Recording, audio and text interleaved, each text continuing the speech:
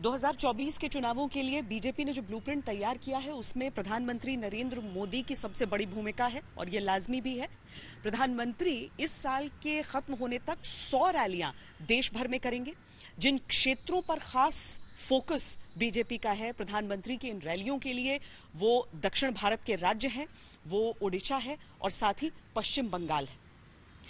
160 constituency ऐसी हैं जहां पर इंटेंस कैंपेन, भीषण कैंपेन किए जाएंगे। मैं फिर एक बार देश भर के लाखों कार्यकर्ताओं को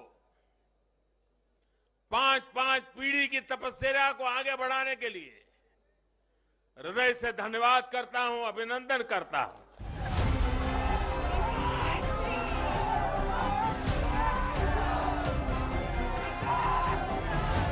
प्रधानमंत्री मोदी ने साल की शुरुआत में ही चुनावी रण का उद्घोष कर दिया। कार्यकर्ता से लेकर पदाधिकारी तक पार्टी की हर इकाई को जागृत करने का आह्वान किया और खींच दी वो लकीरें जो पार्टी के चुनावी ब्लूप्रिंट से जुड़ गई। साथियों, भाजपा के विजय अभियान में जो हमारी त्रिवेणी की तीसरी शक्ति है, शिव जी के भी कहते हैं ना, तीसरा नेत्र सबसे सामर्थ्यवान माना जाता है। ये हमारी जो तीसरी शक्ति है, वो तीसरी शक्ति हमारे भाजपा के कार्यकर्ता है और मैं उनको बार बार नमन करता हूं। तय ये हुआ है कि जब अब तक के कई चुनावों से ये साबित हो चुका कि मोदी हैं तो सब मुमकिन है, तो 2024 के महारण की विधिवत घोषणा तक प्रधानमंत्री मोदी की कम से कम 100 रैलियां देश भर में आयोजित की जाएंगी। बीजेपी ने लगभग 160 ऐसी लोकसभा सीटें चिन्हित की हैं जहां बीजेपी का प्रदर्शन जीत नहीं दिला सका। उन सीटों को 4-4 लोकसभा सीटों वाले क्लस्टर में बांटा गया है। प्रधानमंत्री की अधिकतर रैलियां इन्हीं क्लस्टर्स में व्यवस्थित रूप से आयोजित की जाएंगी। मोदी मैजिक के सहारे करीब 45 से 55 रैलियों के जरिए इन क्षेत्रों में बीजेपी अपनी पकड़ मजबूत करने के लिए ताकत झोंकेगी।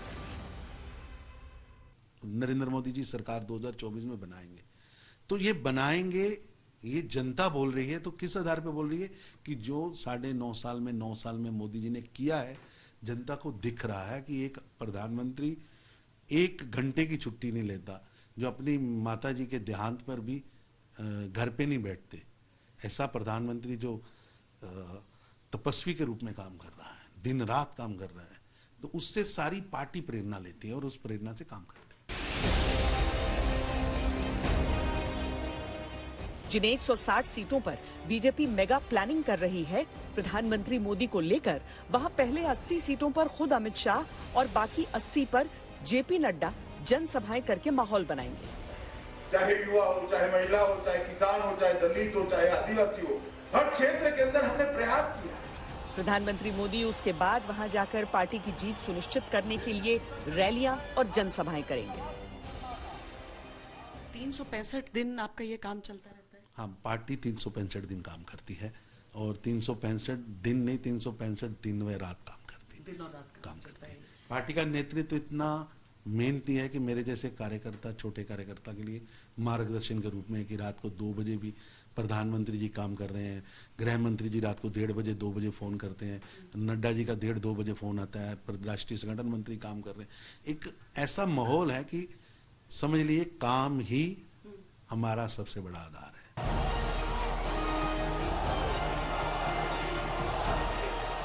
चुनावों की घोषणा तक इन 160 सीटों पर प्रचार और प्रहार की कवायद पूरी हो जाएगी। उसके बाद प्रधानमंत्री मोदी का सारा फोकस देश की बाकी लोकसभा सीटों पर रहेगा।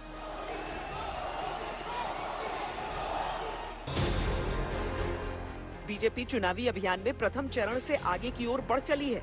दूसरी तरफ अप्रत्याशित चुनौतियों ने विपक्ष की सूरत बदल दी। भ्रष्टाचार के आरोपों और जांच एजेंसियों की कार्रवाई को लेकर पूरे भारत में विपक्ष का सुर फिलहाल एक सुनाई दे रहा है। दिल्ली के जंतर मंतर पर तेलंगाना की सीएम की बेटी भूख हड़ताल पर बैठी, तो आम आदमी party, TMC, TDP, JDU, NCP, CPI, RLD, NC और समाजवादी पार्टी समेत 17 दल एक साथ आए।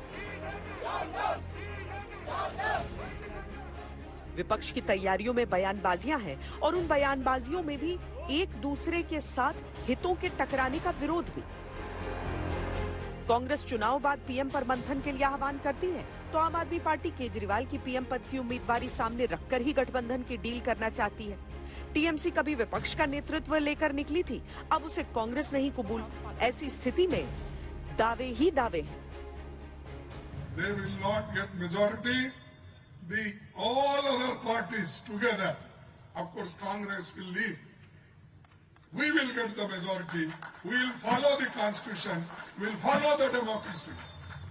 Let 100 Modis of Shah come. BJP के लिए आदर्श स्थिति है विपक्ष का बिखराव और टकराव, लेकिन विपक्ष की परिस्थितियों से परे उसे अपनी रणनीतियों में जनता से संवाद करना है और अपने प्रति विश्वास जगाना है।